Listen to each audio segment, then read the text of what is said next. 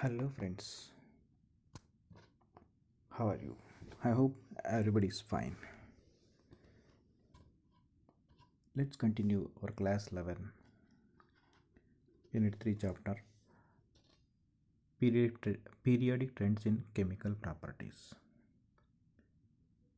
We know that most of the trends in chemical properties of elements, such as diagonal relationships, inert pair effects, effects of lanthanides, contraction, etc., will be studied in the next chapters or next units.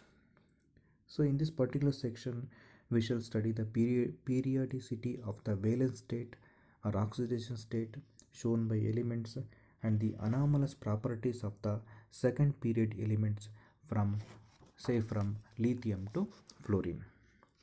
So first we'll go to study about periodicity of the valence or oxidation state. Nowadays valence is also called as oxidation state. The valence is the most characteristic property of the elements can be understood in terms of their electronic configurations. Based on the electronic configurations, we'll come to know the valence characteristic property. The valence of the representative elements in usually equal to 8 minus the number of outermost electrons available in the atom. So here you can refer the table second one, so which is having group 1 2 13 14 15 16 17 18, and from the each group having the valence number of valence electrons is from one group is 1 and valence is 1, group 2 is 2 and the valence is 2, and number of valence electron is also 2. So group 13, number of valence electron is 3, valence is 3. Group 14, number of valence electrons is 4 and the valence is 4. 15, number of valence electron is 5 and valence is 3 or 5. Same way in the group 16, number of valence electron is 6, so valence is 3 or 5. And the 17th group, number of valence electron is 7 and the valence shell is 1 or 7. And the 18th group, number of valence electron is 8 and valence is 0 or 8. So nowadays the term oxidation state is frequently used to valence. Consider the two oxygen containing compounds OF2 and Na2O is the examples. The order of electronegativity of the three elements involved in this compound is F is more than O is more than Na, or fluorine is more than oxygen, which is more than sodium. Each of the atoms of fluorine with outer electronic configuration is 2s2 2p5. When the how will come to know the outer electronic configuration? First we should know the atomic number of the element. Say for example, atomic number of the element fluorine is 9, so its electronic configuration is 1s2 2s2 and 2p5. So 2s2 2p5 is the outermost electronic configuration that we have to consider. So say, so this 2s2 2p5 outermost electronic configuration shares one electron. So 2p5 having only one electron with oxygen in the OF2 molecule. So which shares 2s2 2p5 shares electrons with the oxygen in the OF2 molecule. So being highest electronegative element, fluorine is given oxidation state is -1 because 2s2 2p5 1 is given to oxygen. Since there are two fluorine atoms in this molecule, oxygen with outer electronic configuration is 2s2 and 2p4. So how will come to know 2s2 2p4 is the outermost electronic configuration? First we should know the oxygen atomic number 8, then we have to elaborate for electronic configuration you have to write. So electronic configuration of the oxygen is 1s2 2s2 2p4. Here, the outermost electronic configuration is 2s to 2p4. I hope you guys are understood. So this 2s to 2p4 shares two electrons with the fluorine atoms and thereby exist oxidation state plus 2. So 2p4 having only 4, remaining 2 are valence. Vacant is there, that is plus 2.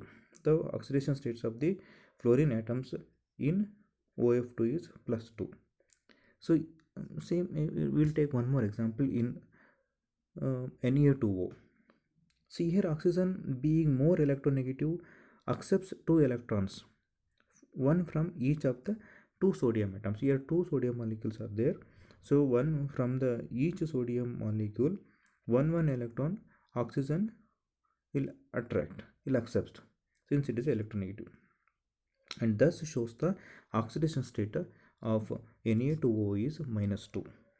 On the other hand, sodium with electronic configuration 3s1, sodium having electronic configuration 3s1 loses one electron to oxygen and is given oxidation state +1.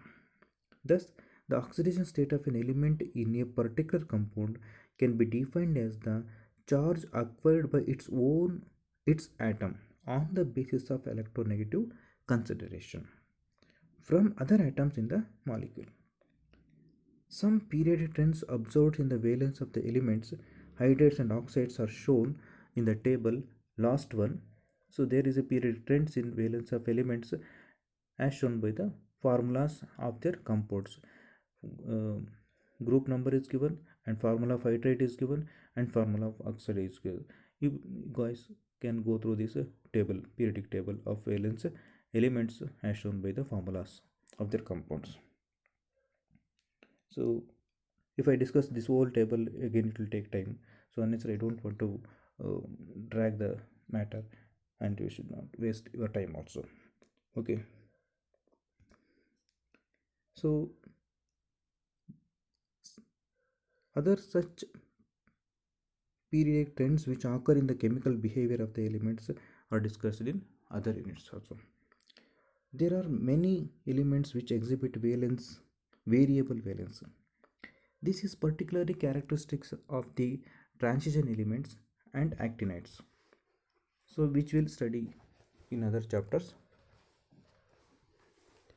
So next, another one properties, anomalous properties of the second period elements. In this, the first element of each of the group, for example lithium is from the first group and beryllium from the second group, and groups 13 to 17 boron to fluorine, differs many respects from the other members of their respective group. For example, lithium, unlike other alkali metals, and same beryllium, unlike other alkaline earth metals, form compounds with covalent character. Okay, so lithium, unlike with other alkali metals, and beryllium, unlike with other alkaline earth metals, form compounds with covalent character. This is how the other members of these groups predominantly form ionic compounds. In fact, the behavior of the lithium and beryllium is more similar with the second element of the following group, that is magnesium and aluminium, respectively. This sort of similarity is referred to as diagonal relationship in the periodic properties. Now we will get one doubt. So what are the reasons for different chemical behavior of the first member of a group of elements in the S and P blocks compared to that of the subsequent members in the same group? So what will be the answer? The anomalous behavior is attributed to their small size or large charge or radius ratio and high electronegativity of the elements. In addition, the first member of the group has only 4 valence electrons or valence orbitals, 2s, valence orbitals, so that is 2s and 2p orbitals available for bonding, where the first member of the group has only 4 valence orbitals, 2s and 2p, available for bonding. The second members, sorry, the second members of the group have 9 valence orbitals, that is 3s orbital, 3p orbital, and 3d orbital. The maximum covalency of the first members of the each group is 4. For example, boron can only form BF4 BF4 O minus, whereas the other members of the groups can expand their valence shell to accommodate more than 4 pairs of electrons. For example, aluminium AlF6 Ol 3 minus. Okay, the first member of the p block elements displays greater ability to form p pi multiple bonds. So for example, carbon double bond carbon, carbon triple bond carbon, nitrogen triple double bond nitrogen, nitrogen triple bond nitrogen, and other second period carbon double bond oxygen, C double bond N, C triple bond N, N double bond O.